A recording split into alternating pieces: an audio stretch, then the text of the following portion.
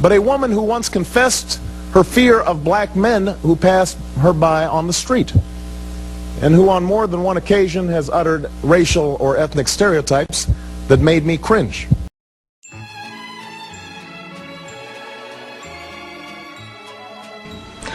Black America will wake up. The Koreans were funding the Klan.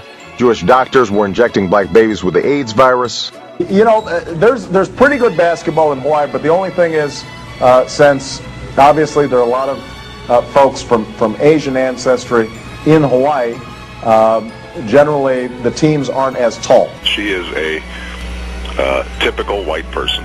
The other race would always remain just that: menacing, alien, and apart. It is this world. White folks' greed runs a world in need. That's just how white folks will do you.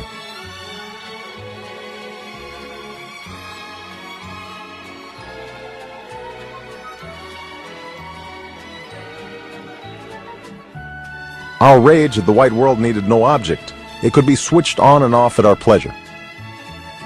It hadn't gone away. It formed a counter-narrative, buried deep within each person, and at the center of which stood white people. Some cruel, some ignorant, sometimes a single face, sometimes just a faceless image of a system claiming power over our lives.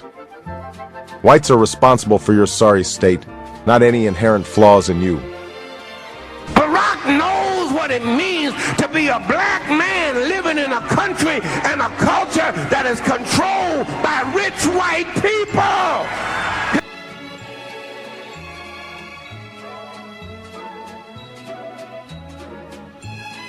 To avoid being mistaken for such a sellout, I chose my friends carefully. The more politically active black students, the foreign students, the Chicanos, the Marxist professors and structural feminists and punk rock performance poets. We smoked cigarettes and wore leather jackets. When we ground out our cigarettes in the hallway carpet, or set our stereos so loud that the walls began to shake,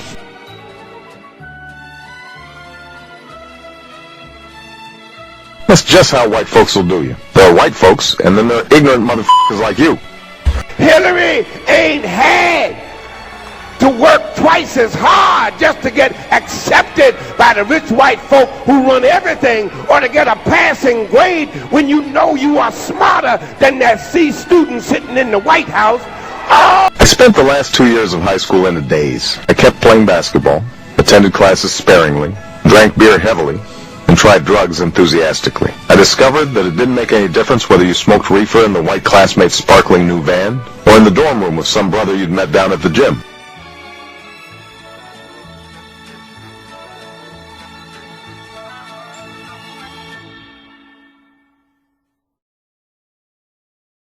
The other race would always remain just that: menacing, alien, and apart.